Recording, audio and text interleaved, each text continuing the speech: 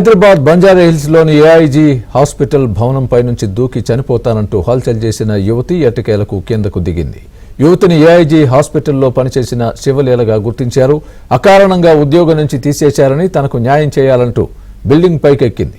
2 గంటల పాటు పోలీసుల్ని ముప్పు తిప్పలు పెట్టింది. యువతితో యాజమాన్యం జరిపిన చర్చలు సఫలం కావడంతో కిందకు దిగొచ్చింది.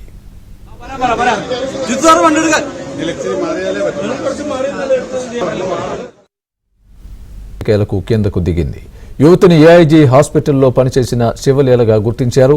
అకారణంగా ఉద్యోగం నుంచి తీసేశారని తనకు న్యాయం చేయాలంటూ బిల్డింగ్ పైకెక్కింది. 2 గంటల పాటు పోలీసుల్ని ముప్పు తిప్పలు పెట్టింది. యువతితో యాజమాన్యం జరిపిన చర్చలు సఫలం కావడంతో కిందకు దిగొచ్చింది.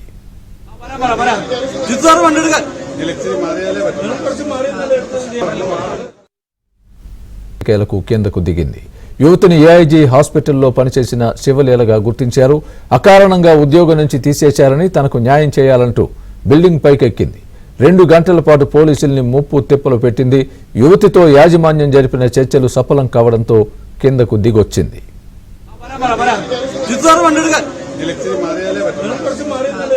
కిందకు